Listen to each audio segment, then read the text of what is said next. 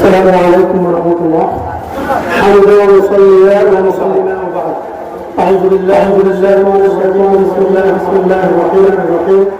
ولن يضع الله بينهم النصارى حتى تقبل قبيلتهم. قال النبي صلى الله عليه وسلم الكفر واحد وحكمه مسلم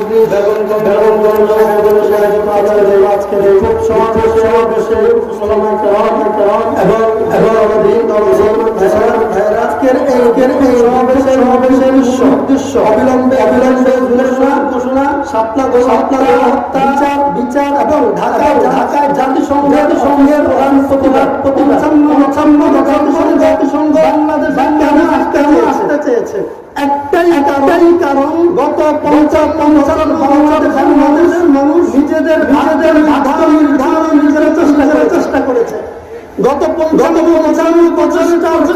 ফলে জুলাইয়ের আন্দোলনে বাংলাদেশের মানুষ নিজেদের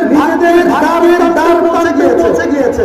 যেন তারা নিজেদের ভাগ্য নির্ধারণ করে না পারে, এই জন্য হিসাবে জাতিসংঘ বাংলাদেশের চেষ্টা করছে। জাতিসংঘের সঙ্গে চরিত্রটা কি? আল্লাহ তাআলা বলেছেন যতক্ষণ পর্যন্ত তুমি দিন থেকে না হবে তাদের আদর্শ করবে ততক্ষণ তারা তোমাকে হিসাবে গ্রহণ করবে না, অর্থাৎ তোমাকে সহযোগিতা করবে না। আমরা দেখেছি 16টা বছর শাপলার হয়েছে জাতিসংঘ নিয়ে আসে নাই। আমরা দেখেছি ভিন্ন রাজনৈতিক নেতাকর্মীদেরকে নির্মম নির্যাতন করেছে, নেশাকার করেছে দলগুলোকে, খুন ধর্ষণের মতো সকল কাজ করেছে। কিন্তু জাতিসংঘ আসতে পারে না।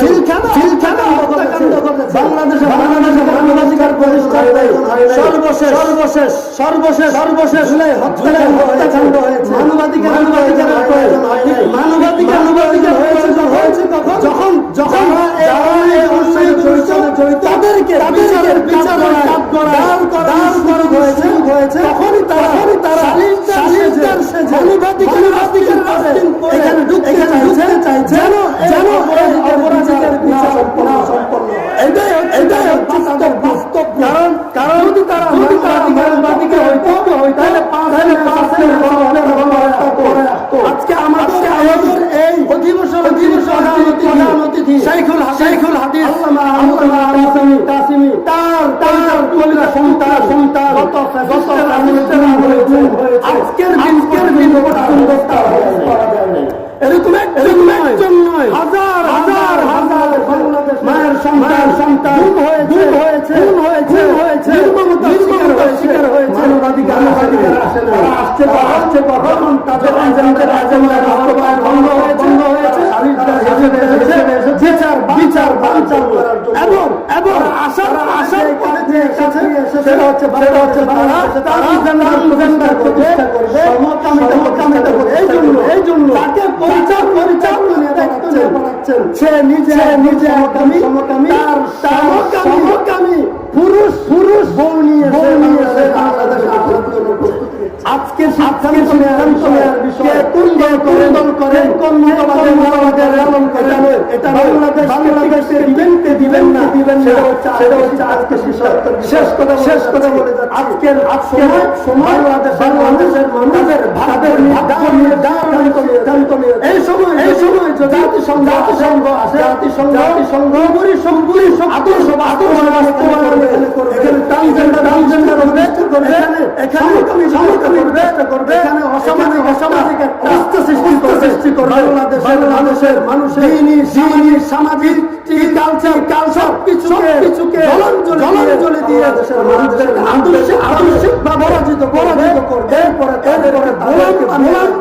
আজকে আমরা সিদ্ধান্ত নেব বাংলাদেশের মানুষের সিদ্ধান্ত নিয়ে জাতিসংঘ হবে না।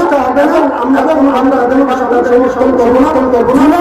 জুলাই সমালোচনা হবে যত হত্যাকাণ্ড হয়েছে, গুম হয়েছে সবকিছু বিচার দিতে হবে। জনগণের হবে ইনশাআল্লাহ। আল্লাহ তাআলা দেশকে কবুল করুন। বাংলাদেশে হত্যা হয়েছে যারা গুম শিকার হয়ে তাদেরকে আল্লাহ তাআলা যারা জীবিত আছে ঘুমের মধ্যে করে দেন